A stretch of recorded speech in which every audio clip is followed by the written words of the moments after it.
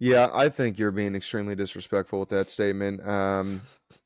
Looking at just a couple of 3-win teams, I mean, Browns and Bengals both have 3-win teams, and both those teams are better top to bottom than Houston. I mean, Stroud has been the pleasant surprise this year. The receiving core has been a pleasant surprise coming off. The defense even has been playing. I think this whole team has been playing better Houston football than anybody anticipated them doing. But to discount, when you're talking about the best 3-3 team, to discount the Browns, the Bengals.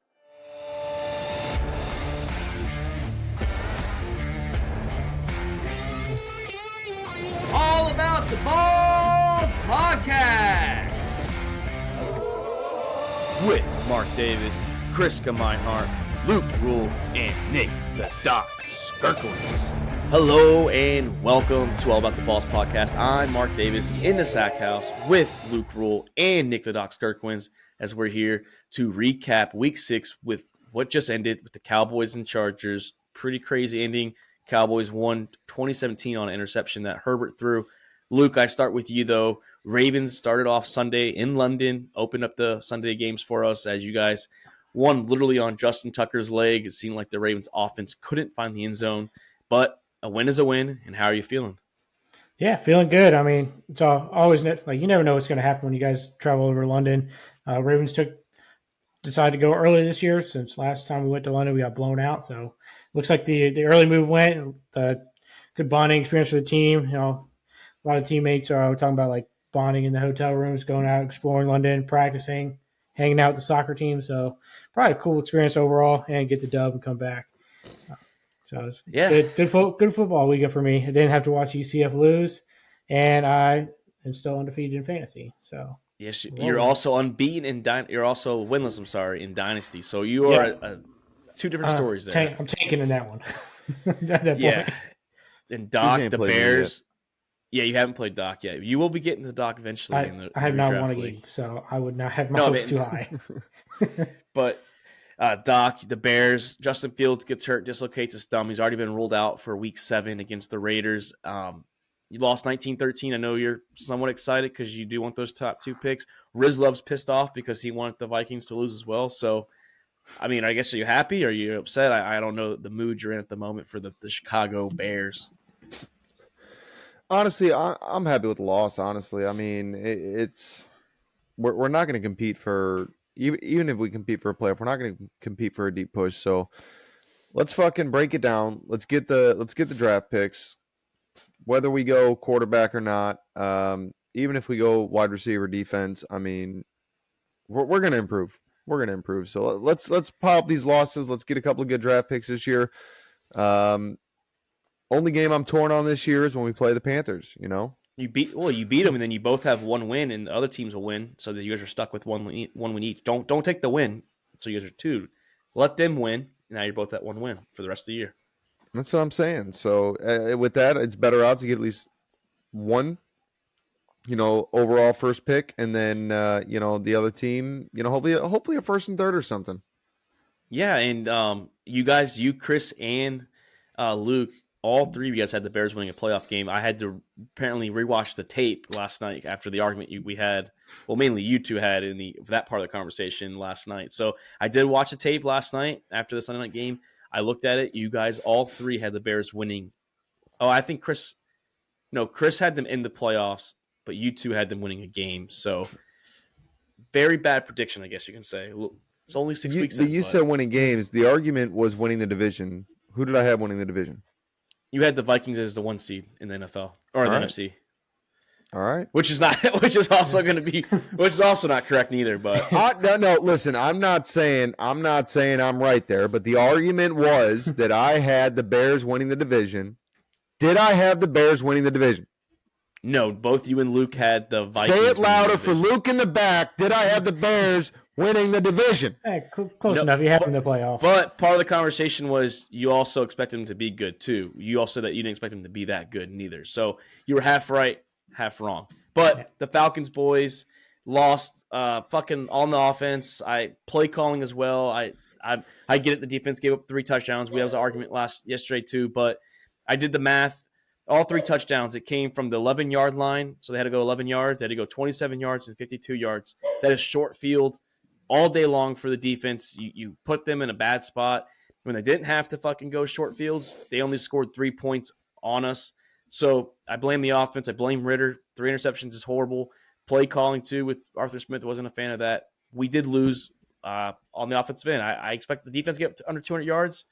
And really, when you didn't fucking handicap them, they fucking put the pressure on Sam Howell, who had a good game with short field. But Chris is not here, unfortunately, boys. The Saints did lose to the Houston Texans. C.J. Stroud came out after that interception that we both called, me and him, and he looked like a good quarterback. He bounced back from it. Didn't have a huge passing game, but C.J. Stroud had a good game nonetheless. Yeah. And good thing about Saints, dude. Good thing about the interception is they got the ball right back. Like that, well, right on that same play, yeah. The dude fumbled it, so he got a little too excited with the pick. But it wasn't even what was it? Not even the next play. The same exact interception play. The fucking defender gave it up. So. I think they gained yards on that play. Yeah, but I think it was a couple. I think they did get positive field position on that. But I'm also very, very happy that I can stop hearing the Raiders never lost at home fucking stat. Yeah, he's 31-1.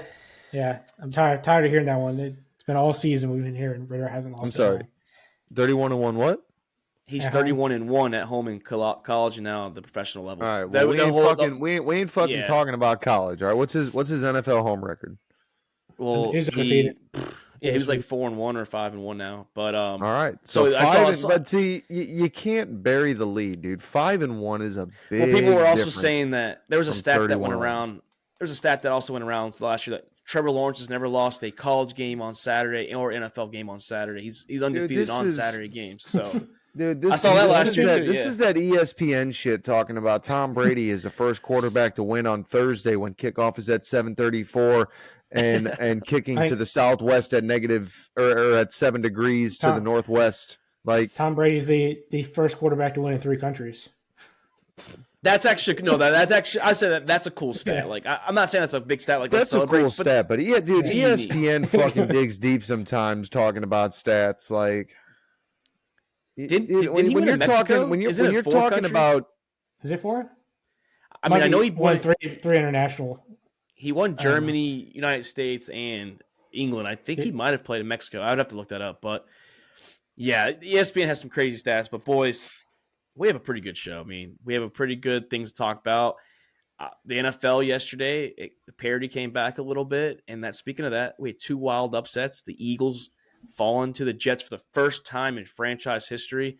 I think no Shane Steichen. It's looking pretty big for the Eagles. Their defensive coordinator leaving doesn't look that big, but not having Jalen Hurts or not having Shane Steichen looks big. And boys, also the 17-0 49ers, who Luke chose to go 17-0. He has to step out real quick. They lost to the Cleveland Browns, Doc. So 2 wild upsets last night. I don't know where we want to start here first. I'd start with the Niners. 17-0 was what Luke predicted. PJ Walker hosted the Niners with PJ Walker, third-string QB, and he didn't look great, but the defense controlled Purdy. McCaffrey got hurt. Williams got hurt. Debo got hurt. Williams did come back, though. But the Browns, though, big upset out in Cleveland. The only thing that is a big upset, or that is big about this upset, is the fact that it was PJ Walker under center. I know that I talked about this last week on the show and said that, my pick is contingent on Deshaun Watson starting, and he didn't, and the Browns still won. But I also talked about how the main reason that the Browns were winning that game when I picked them was the defense. This is the top defense in the league, and they shut down the top offense in the league. This is a big difference from what we saw in Dallas, talking about Dallas defense and how they're a top-tier team in the NFL because of that.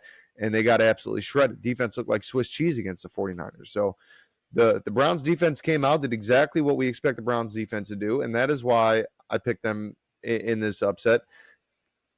I wouldn't even, aside from PJ Walker being under center, this ain't even a huge upset. This is exactly what we expected from this Cleveland defense to come out here and play against San Francisco. Injuries or not, I don't even know that injuries would, the lack of injuries would have made a difference. This Browns defense is fucking solid, top to bottom. This team is solid, top to bottom, in my opinion, except for obviously PJ Walker starting. But I mean, good on him to come out here and get this win. And that right there shows how strong this Cleveland defense is. I mean, they're one of the top defenses. And the only game, Luke, real quick, that they had a bad game was against the Ravens because the offense did not do enough to keep the defense off the field. They were on the field for fucking forever, so they're tired, they're worn out. The Ravens took advantage of that. So that's the only bad game that they've had this year on the defensive end. Yeah, the Ravens were able to put on those like long drives, like walking down the field, and offense turned the ball over, put the defense back on the field, and just kind of steamrolls at that point. Just kind of defense gets tired and they start giving up yards. But Browns defense, they're legit. So I mean, it's not like Christian McCaffrey like didn't play the entire game. He played a good majority of the game before he got hurt, and he was doing decent. But it just kind of shows like, is Brock Purdy as good without all his stars around him? Like he was struggling in there. And McCaffrey, the last 2 games, I mean, I know he's scoring a touchdown and like a huge streak he has when he plays games, but he hasn't had that, big rushing yards and passing in too. And that's the question: are the Niners overusing him? Are they starting to wear him down? Like, he seems like he gets majority of the touches, and it's only week 6. Do you kind of want to like ease him in there? Jordan Mason looks solid as a number 2, and then you still have Elijah Mitchell, whatever his name is, as a third string. Who was there? He was available, but I feel like the wear and tear on McCaffrey is going to wear him down, and that's going to put more pressure on Purdy, which is going to cause these upsets. I still think it's a huge upset. I mean, yeah, I get it. Cleveland, and I know it's PJ Walker, but we expect it still. Lose to the practice squad QB, it's going to be an upset. I agree. Yeah. It's an upset, but I wouldn't say it is a huge upset. The only thing about this being a big upset is the fact that PJ Walker started, and CMC. I gotta agree with you a little bit there, Mark, because CMC coming off a couple injury-plagued seasons. Yeah, you don't want to ride him too hard because we've seen, some issues in the last couple of years. But at the same time, he's also proven back that was heavily relied on in Carolina and still came out fine. You've got to utilize the weapons that you have. You're getting paid the money. You're playing the position in the NFL. I mean, you've got to be available to make plays. Yeah, but that's the thing is, like, you have a lot of other weapons too. You have George Kittle, Brandon Ayuk, Debo, who did get hurt, yes, but I mean, these are the guys that you're also paying too, or you drafted decently to play, which was Ayuk. He's still on his rookie deal, but yeah, but you ain't got to worry about getting overworked when you're CMC breaking tackles, dude. When you're scoring 150 yards untouched, you ain't got to worry about that shit. CMC's playing football. He's scoring a touchdown. You goddamn right, baby. But if he's on the field, he's scoring. I don't think, though, this is a concern for the Niners. I think that, I know Luke made a bold prediction, and I don't know if he truly meant it when he did his predictions, but if you ask the common fan, like, no team's going to go 17-0 in the regular season. So they were due for one. I mean, we expect it maybe a little later down the season, and maybe they'll still lose a couple more, but I don't think it's the end of the season. I think that they bounce back. I think the other team that might not bounce back, because they have a tough schedule coming up, is the Philadelphia Eagles. And, I said it, Luke, when you had to step out real quick. Yeah. Shane Steichen, the old offense coordinator, who now is the coach for the Colts, when we've seen when he hasn't been the play caller for Jalen Hurts has struggled, has not looked comfortable. Lane Johnson got hurt. He's one of the best right tackles in the NFL, one of the best offensive linemen in the NFL. So he has a lot of sack and God knows when, and he goes down. DeAndre Swift couldn't run the ball. A.J. Brown seemed like the only receiver that wanted to play football yesterday for the Eagles. And the defense did what they could do, but, the Jets defense gave the Jets offense a good opportunity to win the game. Yeah, I mean, none of the Eagles haven't looked like great all season. Like, they've looked like they're a beatable team their season, their schedule has been fairly easy so far. Like, the toughest game they've had is against the Bucs, and they played well against them. But other than that, they struggled against the Vikings, who are terrible, struggled against the Patriots, who are terrible, struggled against the Commanders, who are not great. The Rams are decent, but they still struggle with them, then lost to the Jets. Their seasons, they have not been impressive at all. And they have a tough schedule too, Doc. Yeah. They have Dolphins. They're at home for the Dolphins, at the Commanders, home for the Cowboys, at the Chiefs, home for the Bills, home for the Niners, Cowboys again at the road, got to go to Seattle. They have a tough schedule coming up. So I don't know, man. Philly could be a sneaky team that gets knocked around, and they might not be as good as what we thought they were going to be coming in the season. Well, you expect a tough schedule. This is a winning football team, and the defense is solid. I mean, they were missing 2 huge pieces on defense this week in Jalen Carter and Darius Slay. Offensively, I mean, this is a great team offensively. To say, though, Jalen Hurts is a phenomenal quarterback, Jalen Hurts is a phenomenal Justin Fields in terms of rushing the football. As far as the arm goes, I mean, if Devontae Smith or why am I AJ drawing Brown. a blank? AJ Brown, get open deep, he's got a good arm, but that's like saying, hitting the open Tyreek Hill downfield. You know what I'm saying? So you got to remember, Jalen Hurts had like 3,800 passing yards last year. That's not elite for a quarterback. No, yeah. In a season where fans are screaming for MVP for Jalen Hurts, even the rushing yards were great. Don't get me wrong, but what drove that was the rushing touchdowns. They're just great on inside the 5, letting Jalen take the ball into the end zone by himself. But he has not been an elite quarterback as far as passing the football. Then they got the Philly push. Anything inside 2 yards and in the way, So stupid. It is what it is. Well, Defenses know it's coming. You gotta find a way to line up. Well, it's coming. It's not that I don't like it's not that I think it's a dumb play. It's that the defense can't do that for their own players, but the offense can do it. So I think it's bullshit that the offense gets the advantage and the defense can't they can't push the leverage on their players to make room and push their guys into them. That's the only thing I think that's fair. That's the only thing I like about it. Defense can't do it, and offense can't do it. It should be that's the way it should be, but. You just got to close the box and put somebody over the top to stop them from jumping the hurdle, and you'll get them. Well, they'll figure it out like they do everything else in the NFL. Yeah, they're the only team that can make it. They're the only team that gets it to work. Neither. Yeah. Hey, Jason Kelsey in there. Fucking Cowboys tried it tonight, and the problem was it looked like Dak. He tried doing like a traditional QB sneak at the same time, where he tried going to the right, and then he came back to the left. So it wasn't he didn't have it at first.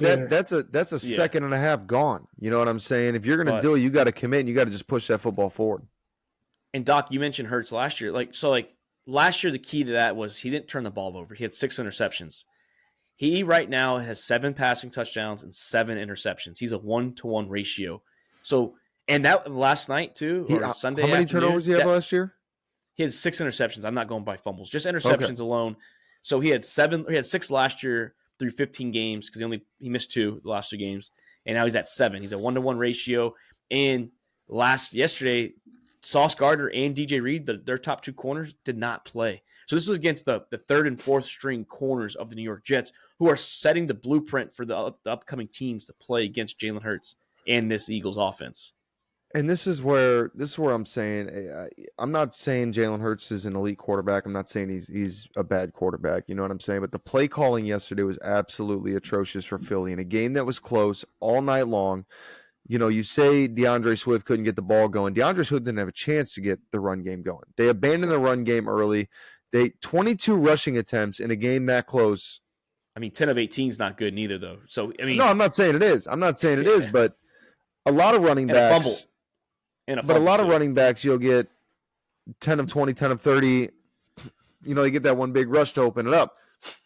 My problem was they abandoned the run game early for the Eagles in a close game. 22 rushing attempts throughout that game in a 14-9 finish. That's ridiculous. And when you got a quarterback that's not making passes or not expanding the field, it's you're not going to get plays. They had 19 plays on the opening drive, and then what did they average? Probably 4 plays a drive after that, it seemed like. I mean, it was atrocious. Yeah, they came out that 14-0 start. They looked like they were going to do it. I think Jalen Hurts, though, it still goes for his development. I think it goes back to that Shane Steichen not being there. And we saw flashes of AR. I know he's not balling when he was out there, but he looked a little comfortable. And I know he ran the ball, so that's what he does. But Hurts is automatically, like, as soon as he gets the ball, he already wants to run. It's not – he doesn't trust the pocket. I feel like it is the offensive coordinator not being. It's not. I'm not saying it's all like okay. Well, he needs a coach, but still on him as a quarterback to make the plays. But I think the development that he had with Shane Steichen was huge, and it was definitely. It was kind of like the old Eagles when Doug Peterson left, or I'm sorry, when Frank Wright left. Now I'm not saying he's a good coach, but he was a good offensive coordinator for the Eagles, and I thought he was the heartbeat of that offense with Nick Foles and Carson Wentz that year. And when they leave, the offense kind of took a hit, like big time. The offense didn't look comfortable the rest of the time until they got Nick Sirianni and Shane Steichen. My worry is that this is shaping up to be another Carson Wentz situation without the injuries. A guy that came out, played hot for a couple of years, and then the play calling, the development, like you said, not having the guys around their knees just went to shit and just very quickly became one of the worst quarterbacks in the league. I don't know. There's a lot up in the yeah, air in Philly right now. yeah. I mean, they I have think that's all of the pieces and the tools to win, and this team is up in the air, and they shouldn't be. yeah, I think that's possible. I was never really that high on Jalen Hurts. He got Same. way overrated because of how he played last season, which he didn't play that great. I mean, yeah, he controlled the ball a little bit better than he's doing this season, but now this season he's trying to do too much. He's trying to force all these deep passes. He's trying to keep up with how Miami's playing, and they're not going to keep up with how Miami's offense is. But Well, does that- 3,800 yards, 22 touchdowns, 6 picks. Yeah. Yes, the 6 picks was nice, but 22 touchdowns for an Eagles offense like that's so high on their quarterback. The guy literally Well, it was also the Lamar running and that he Justin did, too. Fields did. That's it.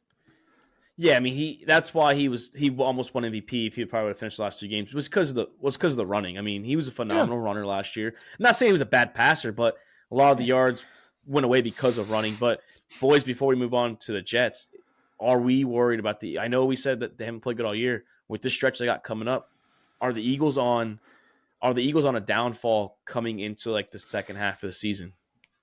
Yeah, I definitely think they're going to drop some of these games coming up. I mean, they're going to play the red hot Miami Dolphins next week in prime time. So see if Miami they can figure out a way to stop Tyreek Hill, which nobody else has figured out how to do it besides the Patriots and the Bills. Well, that's going all the way back to KC days. I mean, Tyreek Hill has just been a monster in the league for years. I'm not worried about the Eagles winning. I think they're right on pace to do, what we kind of expected them, a potential deep playoff push. First loss of the season. I think that they're one of the teams that can stand up and beat the Chiefs because they can bring the defense along with the offense. As far as the Dolphins go, I mean, I don't know that I'd say the Dolphins are red hot. Great game against Denver and then got absolutely destroyed by Buffalo. So, I mean, playing great, don't get me wrong. I don't know that I would say that they're red hot. Beat the Giants and Panthers too. So, they're riding too high. I mean, that's not an impressive game like teams are playing, but they were down 14-0 and then won 20 or 42-21. I still think they're averaging 35 points a game too. Yeah, they got an explosive air, I won't even say air. They got an explosive offense. Their problem is their defense. It's going to be hard for teams to keep up with them. Yeah. The problem with the Dolphins, though, is just for them real quick, is that they have a hard time rushing the QB that on a good offense. So are we consider the Eagles a good offense? Those big boys are tired.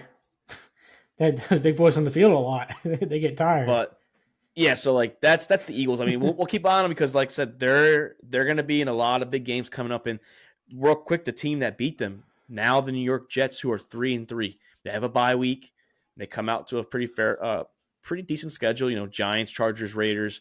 Those are the first 3 games out of the bye week. Aaron Rodgers was throwing the ball without a boot on at MetLife Stadium. I've heard a doctor come out and say that the type of recovery he's doing is a quicker, like a rapid type of recovery where it's a few weeks ahead of schedule. We saw Cam Akers come back a couple years ago from his Achilles injury. They're saying Rodgers could be back anywhere from week 12 to week 15. So the first question is, are the New York Jets alive at 3-3? Do we trust him to stay decent enough for Aaron Rodgers to potentially come back? And if that's the case, will Rodgers be back this year? I mean, I think they can hang in there for to get close enough to probably maybe make a wild card slot. I mean, 3-3, their schedule is not too bad coming up. I mean, they got the Giants, Chargers, Raiders for the next 3 games. So I mean, they get 3 games. They get two wins out of those 3. They're still sitting pretty good. I mean, Zach Wilson starting or not, I know you were high on the Jets this year, Mark, and I wanted to be so bad. I mean, on paper, Super Bowl champion for me. Super Bowl champion. Yeah, on paper, they've got a phenomenal team. I don't know what is going on in New York with this team. They cannot figure out what they want to do with the run game. I know they wanted to limit Breece Hall coming back to avoid another injury, and then you sign on Dalvin Cook. You have to know that this was going to be an issue from the start. I mean, Dalvin Cook was not a Zeke Elliott that fell off, that lost his touch.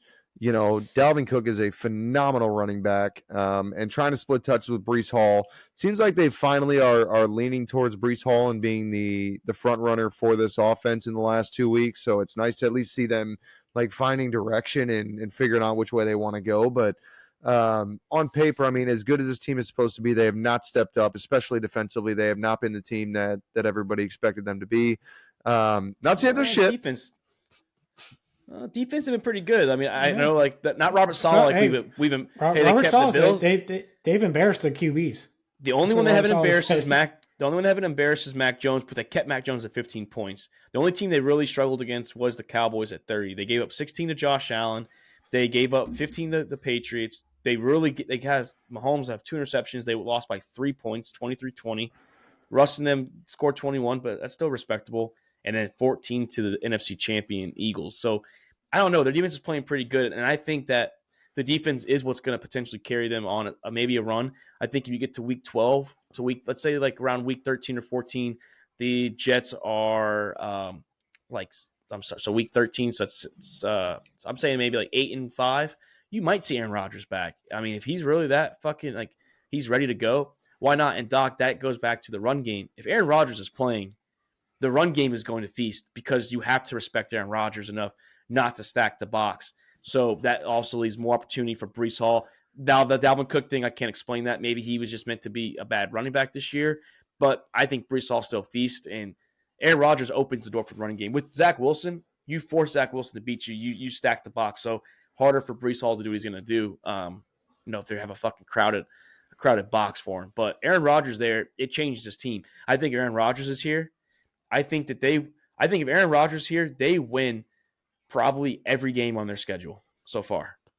Just based on nobody's arguing the difference that Aaron Rodgers makes to this team. I disagree about the defense. The defense, I don't think is playing. I mean, points-wise, that's about the only highlight that they've got going for them defensively. I mean, they're giving up over 350 yards a game defensively. Not worse in the league, but I mean, it's right up there as some of the worst in the league. I mean, the Giants have been atrocious defensively, and they're averaging about 6 yards more given up on defense per game. So the problem with that, though, is that when your offense can't score and you keep giving the ball back, they're going to get a lot more opportunities to keep getting more yards because they're not controlling the clock for you. It's like 4 or 5 plays. All right, here you go, defense. So now the defense is probably going to give up 40, 50 yards every single drive. They force them off the field. So, they're getting all those yards, but they're not scoring. That's evident. Yeah, that's evident with the low points. But I think, obviously, like I said, obviously Aaron Rodgers changes the landscape and what this team can do.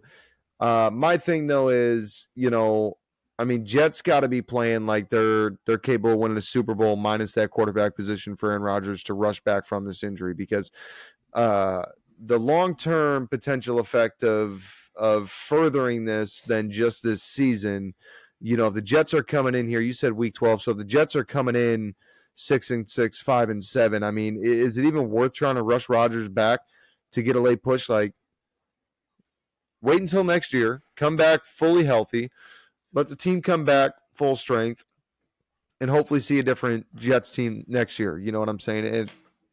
There's a lot of factors that are going to determine it. Aside from the Jets, what the rest of the divisions look like, the chance of winning that wild card / division. So, I think it's too early to tell whether Rodgers comes back this year. The Jets want him to come back because they're paying him the money to. So the Jets want him to come back, but you've got to look long term. Like, is it worth risking missing time next year and getting off to that hot start next year to aggravate an injury late in the season when you may or may not even have a chance at doing something spectacular? Yeah, I think he only comes back if they have a clear playoff opportunity to make it. Like if they're 1 or 2 games out from making a wild card slot, then I think Aaron Rodgers will be back in there playing. But if they're like out of it, like they're eliminated from the playoffs, he's not gonna be out there playing. Zach Wilson will be auditioning for another team probably. Man, where was this Luke last night? Where was this Luke yesterday when we were talking about football? Luke was drunk after the Ravens game, so as soon as that Ravens game ended, I would have been too after that performance. I was talking to Chris. I was like, dude, Luke was fucking ready for the 1 p.m. games. As soon as the Ravens game ended, as soon as something happened, he was on. I was like, dude, the kid was drunk. And then Doc's like, what's up with Luke? I was like, oh yeah, this is drunk Luke. We tried. Dude, there was so much credibility being lost. I couldn't even entertain it anymore. But I was, no, trying, I mean, I was trying to get you guys fired up a little bit. Oh no! I didn't tell. Mark was like, "No, I know he's trying to get a rise out of me, dude." and then how ironic, about an hour after that, he's like, "Y'all just trying to get me fired up." I was like, "Yeah, how the fuck does he think it feels when you're doing it to us?" But we were actually giving you what we like an honest opinion based on the stats of kicking percentages. So, like, we weren't saying Tucker was shit. We just said based on percentages. Tucker's shit, dude. No, I won't say that. I still trust him. Out of all the kickers, he's probably the one I trust the most. He went 6 for 6. Well, yes, but percentages though, like especially last year, is 86% when the other guys in the 90s and close to 100. Like, yes, Yeah, for kickers, you got to put an asterisk in there. This If you're was lining Luke up from yesterday, 66 right? yards, If That was 2 years ago. if I'm in Luke's state of mind yesterday, I'm coming out. Justin Tucker's the worst kicker in the league, dude. Worst kicker in NFL history. man, No, I wouldn't say that. I went and polished off a nice 12-pack yesterday. As far as I woke up in the morning for I was about to say, I don't think you stopped at 12, buddy. Because there were some things said that I was like, holy shit. But boys, the New York Jets are 3-3, and then that's a topic. Like Luke had that was a good topic Luke brought up last night when we were talking. There are 13 3-win teams now. Chargers could have made it 14, would have been 15 because the Cowboys too. But now since the Chargers lost, we have 13 3-win teams, and the Jets are involved in that. But real quick, some of the teams that I potentially think are the best 3-win team, because this is like literally almost half the league has a shot now for the playoffs. I'm still saying the Houston Texans is potentially the best 3-win team. I think what they're doing, they seem like they're a year too early. They are really young, but they're playing really good football. Their offense is really balanced. C.J. Stroud is not making rookie mistakes. Yeah, he had interception last game, but so did Brock Purdy. He finally had one. So every starting QB is throwing interception. That's meant to happen. Just no one's going to go perfect unless you're Nick Foles that one year, I think, that he had no interceptions. But I think their defense is pretty good under D'Amico Ryans. They're playing inspired football for their head coach. I think Houston Texans potentially could be the best 3-win team. Not saying they are, but I think Houston you got to keep an eye on for that 3-win threshold. Yeah, I think you're being extremely disrespectful with that statement. Looking at just a couple of 3-win teams, I mean, Browns and Bengals both have 3-win teams, and both those teams are better top to bottom than Houston. I mean, Stroud has been the pleasant surprise this year. The receiving core has been a pleasant surprise coming off. The defense even has been playing. I think this whole team has been playing better Houston football than anybody anticipated them doing. But to discount, when you're talking about the best 3-3 team, to discount the Browns, the Bengals. Well, the Bengals offense still hasn't looked impressive. They did not look good yesterday neither to the Seahawks, and they should have lost the Seahawks. Yeah, The Seahawks struggled as well as a 3-1 team. Their offensive line can't block dirt. They can't block the wall that won't move. Like that's how bad their O-line looks. Geno looks like he can't do anything because he looks like he's about to die. He's scared. So that's why I have the Seahawks written down with the Browns, but I just don't.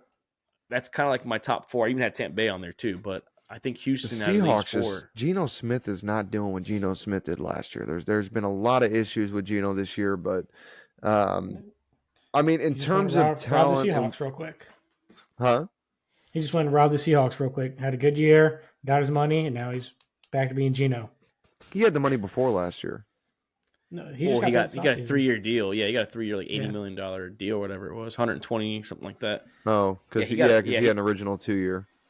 He was on a prove it deal last year essentially, and they can still release him, which is going to be part of my overreaction. But so we're going to talk about QBs underperforming after getting paid big. Well, there's a lot of those. Open that can of worms. No, we're just talking about 3-win teams right now, and he's on that. He's on that, and he's one of the reasons why they lost the game to the Bengals that gave him a third win.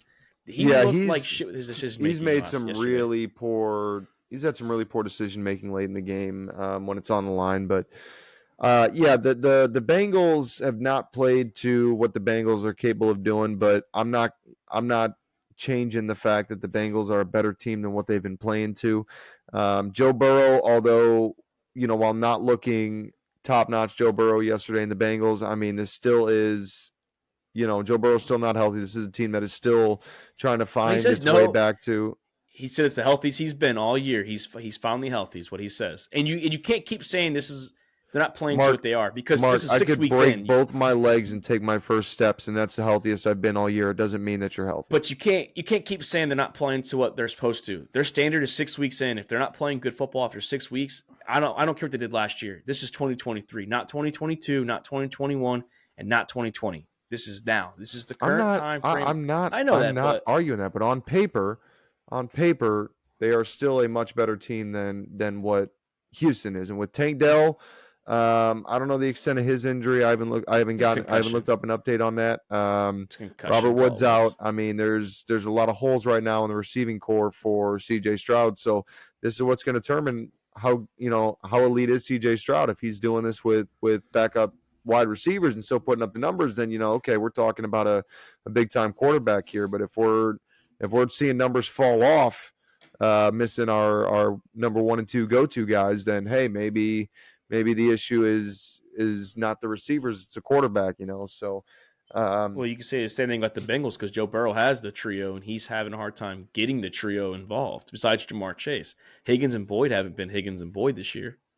Is that the QB, the receivers? So I'm just saying, like 6 weeks in, we've seen the Bengals now. It's they can't get the running game going either. When you Joe talk Burrow's about the best 3-win teams, I think the Bengals are still on there. I think the Browns are definitely on there, especially after a convincing win over the Niners. I think when Watson comes back, if they were able to do that with a fucking practice squad QB, I mean, imagine what they'd have with a quarterback. Watson started off tough. I think he was still getting his feet. He started out late in the season last year.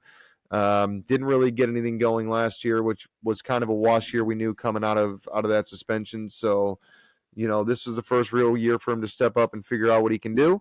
So looking for big things out of him. That defense is so good, man. I'm telling you, I think Browns might be my pick for best 3-win team right now. Yeah, my best 3-win team. I'm going to ride with the Bucks here. Their only 2 losses are against the top 2 teams in probably the NFC, or the Lions and Eagles, however you want to rank them with the 49ers. The Lions are hot right now. Like, their defense is playing lights out, and Jared Goff's over there cooking on offense. Like, they're down running backs, and they're still putting up big numbers on offense. So, Bucks only 2 losses are against teams they were supposed to lose to. They haven't dropped a game they weren't supposed to lose. So it all depends on how Baker gets going. But I think they're one of the better 3-win teams going forward. Yeah, and I had the Bucks written down, and I had the Browns written down too, and the Seahawks. Yeah, I think the Bucks had a few big drops. I think Mike Evans dropped another big game. Oh, Mike Evans had a couple, yeah. Baker also has drops. Baker also doesn't look so. Like, that was the first time the O-line was tested. Yeah, they're getting eaten up. They didn't have the sacks, but they put the pressure on Baker. That's the whole QB pressure. So they didn't have the sacks to back it up for the Lions, but when you're getting to Baker and you're hitting them, just a 1-yard gain, or you're forcing them to throw it away, that's good D-line. And I know Doc had the questions with the Lions with the defense. So we saw him play against a pretty good offense this year. I think the Bucs have been pretty good on offense, but they have struggled against good teams. So that's the problem with the Bucs is if they're struggling against good teams, are they really a solid number 3 team or a 3-win team? If you can't, I think the Bucs have a pretty favorable schedule for the rest of the season. They play the Bills and 49ers, but other than that, their season's not very difficult. So they still got 2 against the make Falcons. A good run. Oh yeah, that's probably a split. That's probably a split. Wins. I think they split against us. They're going to sweep Carolina, and so for some reason, Tampa Bay has had New Orleans' number the last few years. So, they might, because they beat New Orleans in New Orleans, so they probably sweep New Orleans. They might go 5-1 in the division, honestly. I think they come out and make Ritter look like fucking Mac Jones and just absolutely drop a log on his chin. If we had a QB, I would put Atlanta as the number 1 3-win team. But that was so after last week, that was so disappointing to see Desmond Ritter come out and play the way he did this week.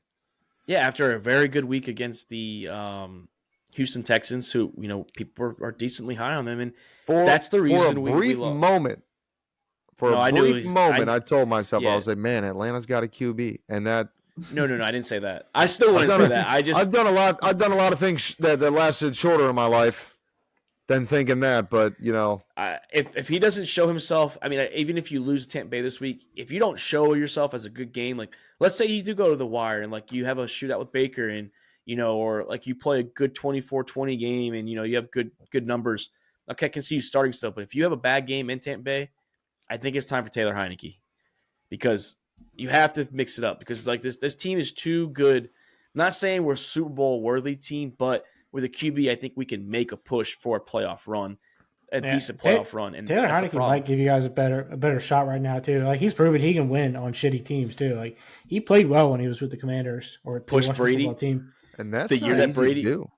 The year that Brady went to the Super Bowl won it with the Bucks, Heineke pushed him, and it was in DC because they were the wild card. The Bucks were. He pushed Brady that game. He played a good game. That's what kind of got him on the map a little bit too. But Yeah, I Yeah, like he had to Heineke force Brady to throw coming off twice the as many couch, checkdowns. being in the NFL. Just put Heineke in because, like I said, this team is just too good, and that opens the door now. Kirk Cousins, that's the QB I want. He's apparently not going to waive his no trade clause, which, hey, good for being loyal. Like I'm not going to shit on him for he's loyal to Minnesota. He loves it there. We saw it on the documentary. I did see that he said he wanted to retire there. Yeah, he wants to retire there, but he's going to not waive his no trade clause, which I think is also poor for his career because you have a chance to win other places that need a QB. Like I said, you go to Atlanta, you have a shot to make a playoff run, maybe push Detroit or some of these teams a little bit because you have a good nucleus with the Falcons. You have a good defense, top 10 defense this year. Why not try and win? The Vikings, I don't think that's the problem. I don't think they're going to keep him next year. I think he's going to walk. So he's going to play somewhere else next year, I think. I don't think he's staying there. Or he just retires. I think it's a smart I don't move. think he does.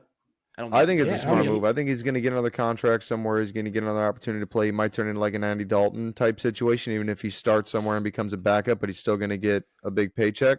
But I think that, the league already has seen that he can't win in prime time. He can't win in big situations, but his prime time is not, numbers aren't bad though. It's the defense. No, he just can't win for the Vikings. Yeah. Well, yeah, when your defense gives 34 points a game. Yeah, because you're 34 points of defense that they're giving you. That's bad. think that's why I think some of the concern is if he waives the no trade clause and goes to a team that is making a playoff push and doesn't get him there, it's going to cost him a huge chunk on that next deal. And not even that next deal is going to be $50 million a year, but that next deal is even at a low rate QB, $20 million a year would be, would be something worth paying for Kirk Cousins. But if he trades, let's say to a 5-2 team down the road, or let's say a 7-3 team down the road's making a playoff push because their starter got hurt, and then he comes out and shits the bed and the team don't make the playoffs. Now there's a lot of question marks behind Cousins, which I know that there already are. There already are question marks there, but he's on a Minnesota team that has no chance of winning, and it's not because of Kirk Cousins. I don't give a shit what you say. Kirk Cousins is putting up fucking numbers. One of the best passing offenses in the league.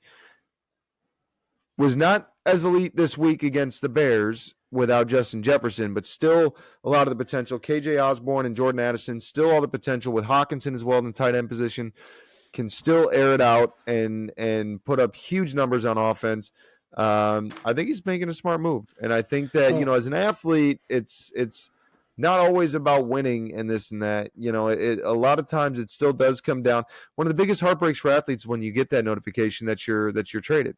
You got kids in school, you got the families doing whatever. Well, he has the option to do that though.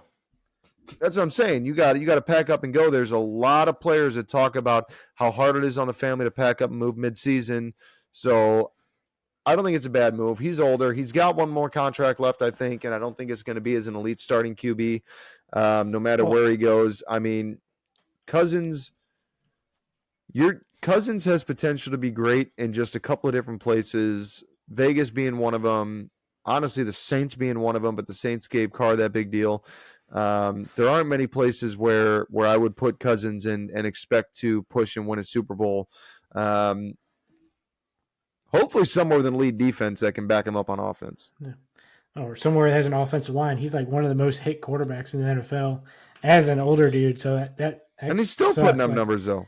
Yeah, but also trading a quarterback in the middle of the season, I don't think that makes too much sense, especially for him. He's got to go learn a whole new offense.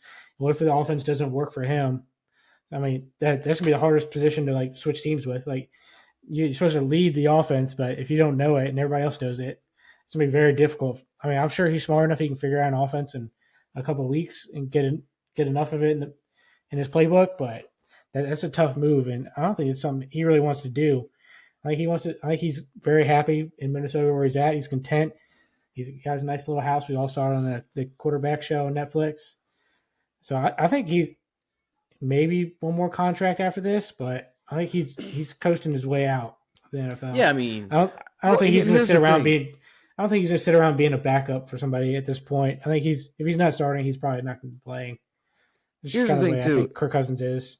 If he doesn't start in Minnesota, who's the next option? I'm not saying this to be biased, but Atlanta, like you need a quarterback. No. You do need a quarterback. Who's the backup? Oh, in who's Minnesota? the next option? It's like Jaron Hall. Oh, So actually, no. They have the kid from excuse me. I know from they the drafted Niners. somebody this year, didn't they? No, they did Jaron Hall from BYU, but they also got the old 49ers backup. He even started a little bit. Damn it, dude! I'm so pissed. I don't know his name. Right here, Nate Mullins. They have him too. I don't even know who the fuck that is. But it's not. But if you're not, But that's my competing to point. win now. But we you talk draft a about quarterback for the Vikings, though. You draft a QB, and you're kind of rebuilding. You draft a QB, you lure Justin Jefferson to stay with them. You drafted Caleb Williams, Michael Penix Jr., someone at that caliber. You let Kirk go now. You compete for that because you're not going to win. You're 2-4. Well, JJ's hurt. We don't know how long the severity of his injury too. rule number one of keeping JJ is re-signing Kirk Cousins. JJ has already come out. JJ's already come out and said he's waiting to see where Kirk Cousins go because he don't want to stay in Minnesota if Kirk ain't.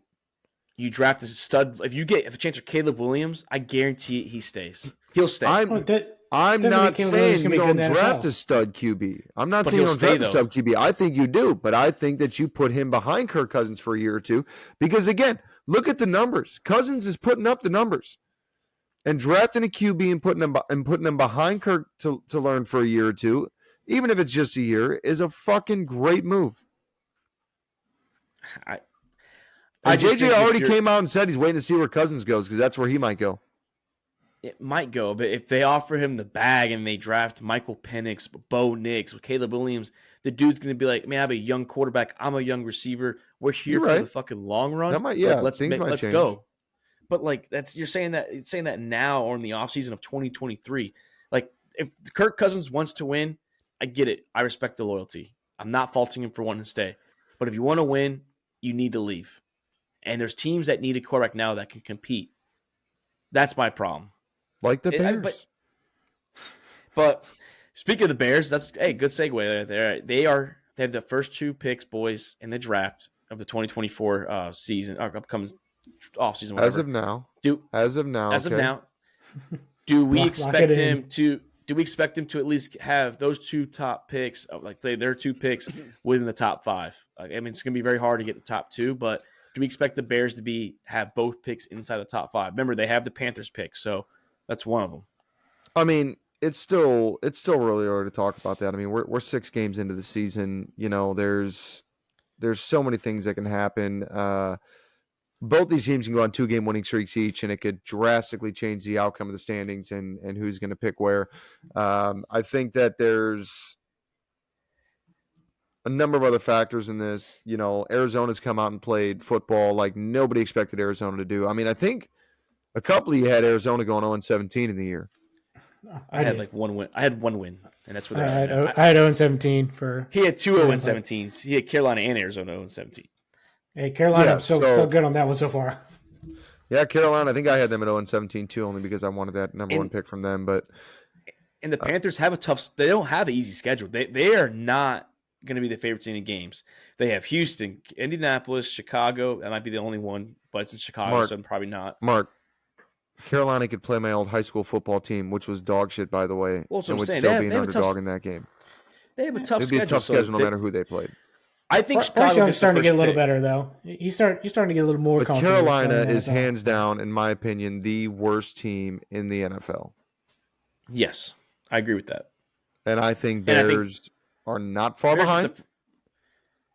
Well, yeah, you were the worst team last year, so I mean, you didn't have it's not like you guys are improved. You guys are improved. We are improved. We still have our defense is our biggest issue right now. But I think the Bears I think the Bears come away with 2 top 10 picks. It's early in the year, so I'm going to go with 2 top 10 right now. I don't want to go as bold as 2 top 5. It's too early in the season to make that. I'm going to go with 2 top 10. I'd say 1 top 5, 1 top 10. Between the Bears and the Panthers pick, one of them got to be a top 5. At least one of them got to be a top 5. I say you have the first pick. Now let's see what the second pick's going to be. I'm hopeful with number 1 and 2. That's what I want to say. But you're going to have. But again, we're very early. Carolina's going to be dog shit. You're probably getting 1. Carolina's going to pull off probably at least 1 game, I think. Hey, we saw Houston last year. They still have to want to pick. Listen, we saw Houston last year that was supposed to be a lock for the number 1 overall pick. And Houston went around, fucked around, and won that last game of the season. Gave the Bears the number 1 pick. That was what Lovie Smith. Oh, fuck you on his way out. He won that last game. Yeah. Lovie fucked that organization. I mean, they got who they wanted. He was getting fired. Matter. Yeah, it didn't matter. They got who they wanted. Hey, guess what? They got C.J. Stroud or Bryce Young, and that right now looks a lot better. That was a better move. Yeah. Regardless of how they're playing right now, that was a better move. But speaking of a team shit in the bed, the Denver Broncos, this is another team that could get that first pick, top 5 pick. They have been rumored, and it's been reported, they're going to see how they do against the who they play in this upcoming week. Whoever the next game is. Packers. They're looking to see how they do against the Packers, and then there's apparently a potential fire sale for their players. Now, Pat Surtain's been rumored. You have the safety out there. I'm drawing a blank on his name right now. You have Jerry Jeudy and Cortland Sutton. They've been rumored to go. I think the Chiefs should have maybe wined and dined the Broncos when they played them this Thursday night. Maybe took out to dinner the night before and said, hey, let's get Sutton and Jerry Jeudy on the team because the Chiefs definitely need a fucking running back. Or, I'm sorry, a receiver. Not Jerry Jeudy. Steve Smith said so. Oh, sorry. Justin Simmons is a top safety in the league. So I think a lot of these guys, boys, are going to be on the move. Should the Broncos do a fire sale and let Sean Payton do like a college style, let him rebuild it to his image?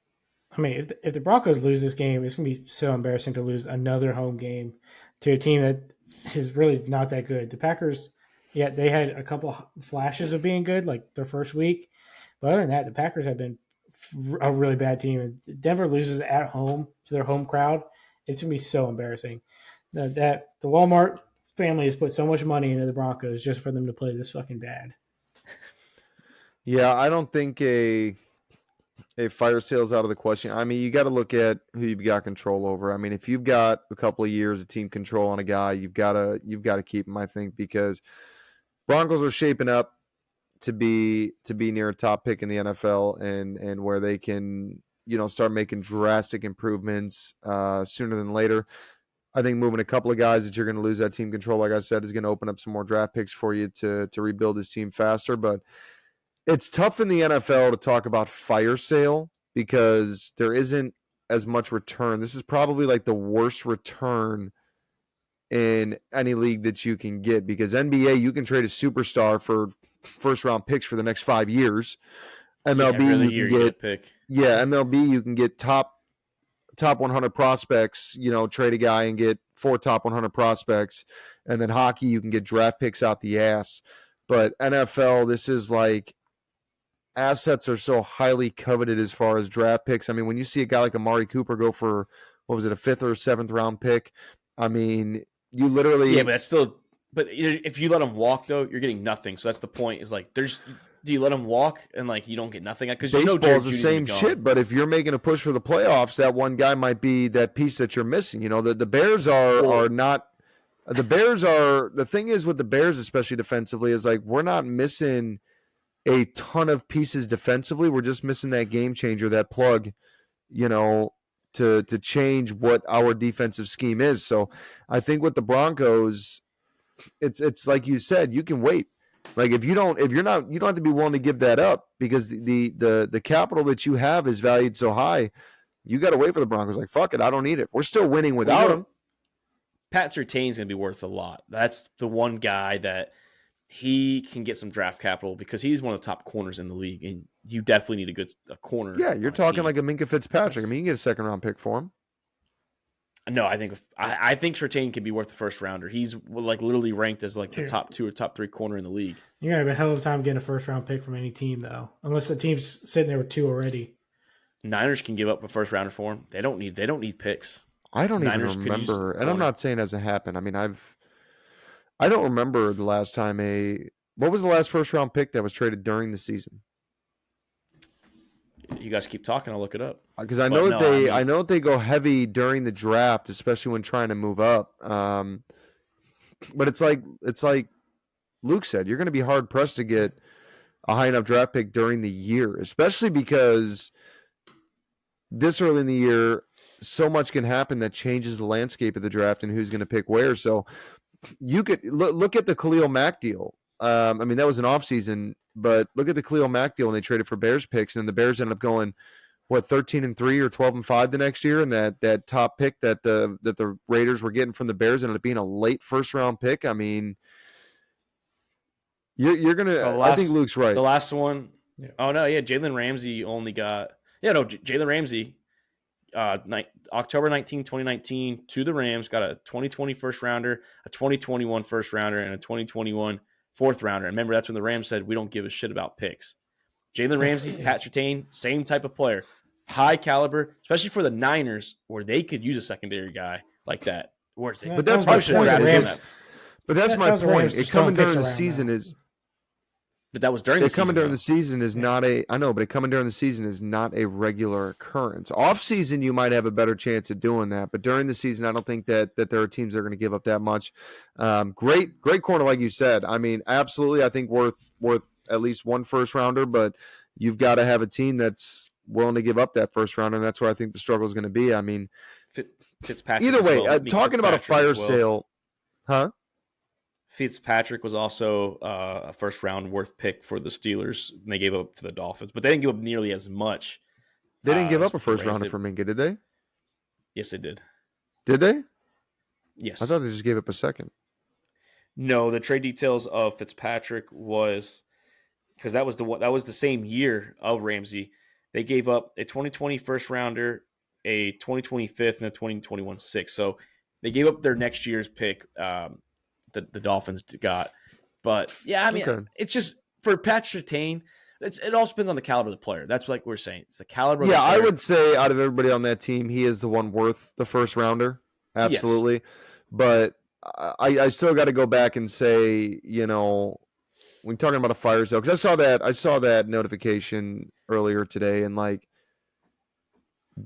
draft capital is very good in the NFL, even if it is a fourth rounder. So I mean, yeah, you can break it down and get whatever you can for draft picks, but there's so much in the NFL that's hit or miss. Probably one of the toughest as far as talent coming out of draft day, but I don't know. To me, it's so much harder to say fire sale for the NFL because it's way more difficult to build a team up in the NFL.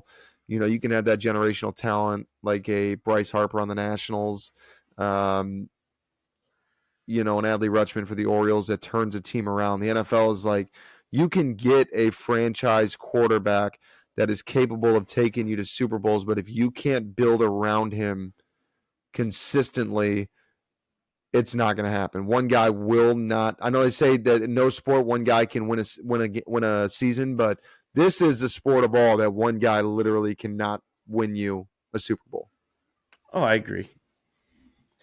But yeah, I mean, if not now in the offseason, they definitely need to be trading players around during right before the trade. And that's where I think you're going to get more return on your investment is by getting that closer to draft day or in the offseason. Especially when teams start to see like, all right, we were looking at getting a high pick, so we didn't want to do it during the season. Now we're looking at getting a 17th. We had a late run. We can give up that pick. Yeah. But yeah, so that's the Denver Broncos. I mean, we kind of wrapped up the show with a couple bad teams. Unfortunately, Doc, the Bears are part of that conversation. But hey, any overreactions? No, I love it, dude. I want fucking overreaction. Bears are getting the number 1 and 2 pick. That's my overreaction right there. Let's go. My overreaction is, speaking of that, I mean, because Bears might be part of it, there's going to be a lot of teams trading up and trading back, depending on where they're at, to get some of these QBs. I'm thinking 5 or 6 QBs can go in the first round this year. So this is based on college and NFL, but way that the NFL is going through some of these QBs, Atlanta, New England, Las Vegas, Seattle's in the running for a quarterback. Teams like that, Arizona can go for a QB depending on what they do with Murray. The Commanders, New Orleans. You have teams that could be trading up for all these quarterbacks. You have fucking Bo Ravens Nix, need a quarterback still. No, they're done. Yeah, they're not. But the QBs you have Caleb Williams, Michael Penix, Bo Nix, Quinn Ewers has been rumored, Shador Sanders if he goes. You still have. Is he eligible?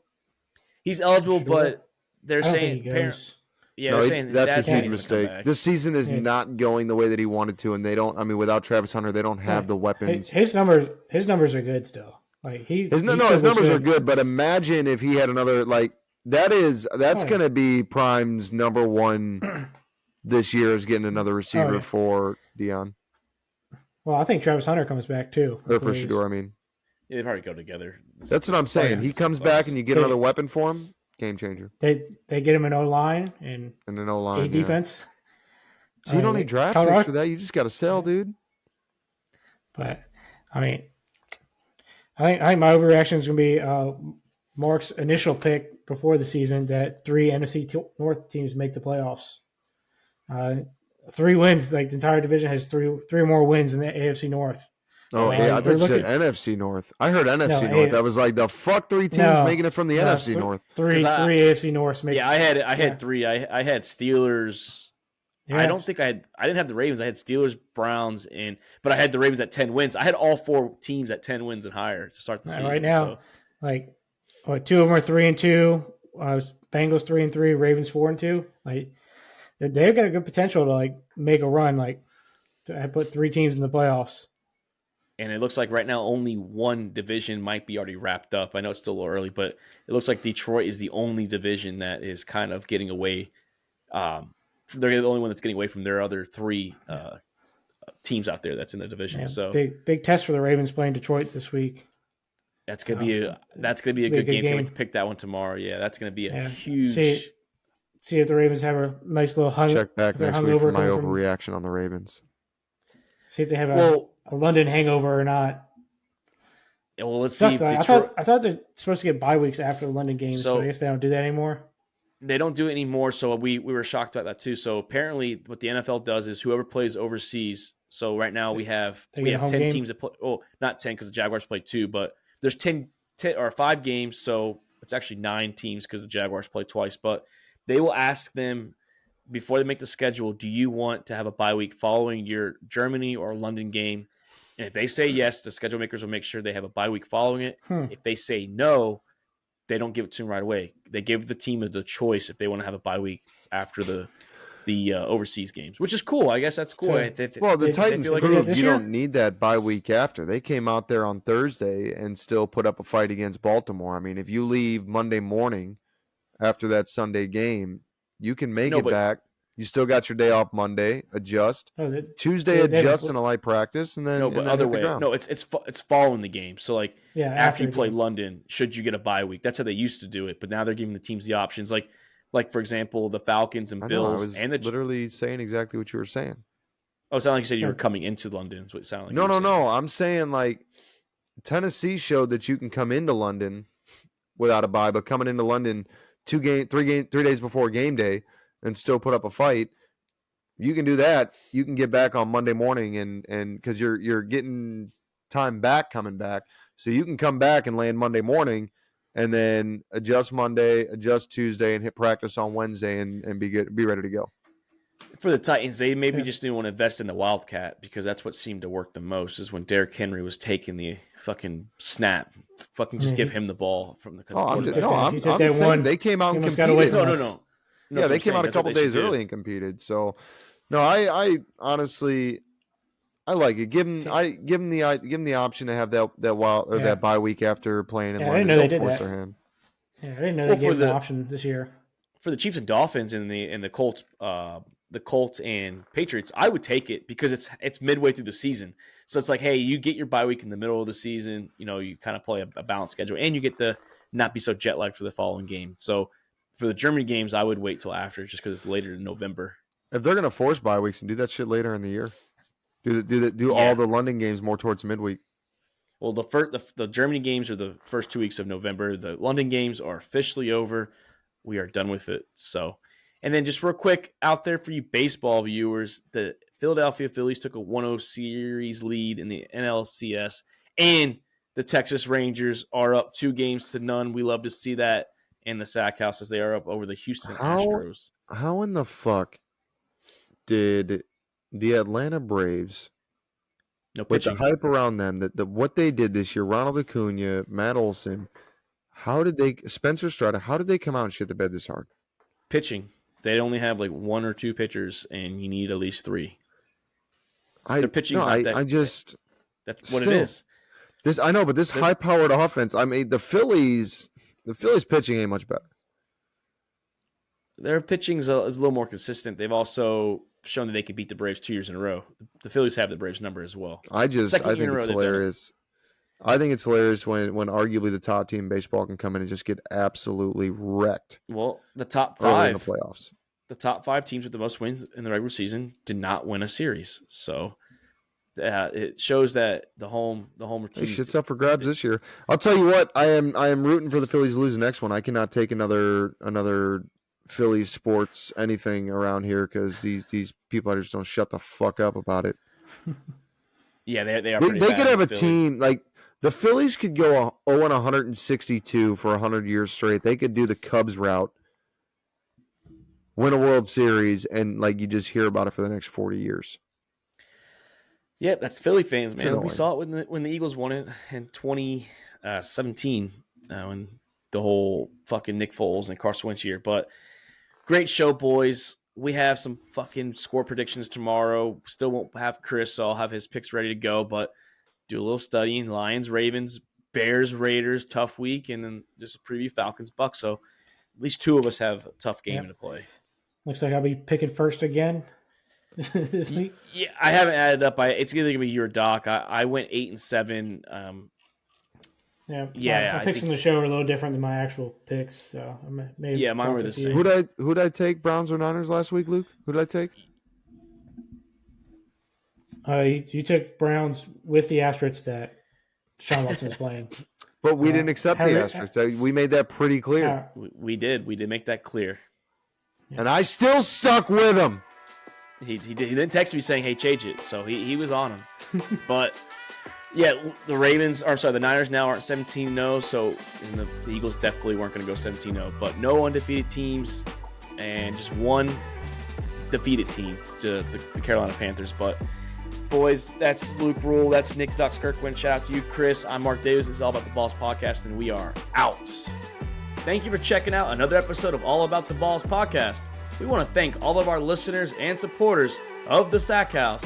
You can listen to the show on Spotify, Apple Podcasts, and YouTube. And don't forget to subscribe and give us a follow on Twitter and Instagram @the Sack House.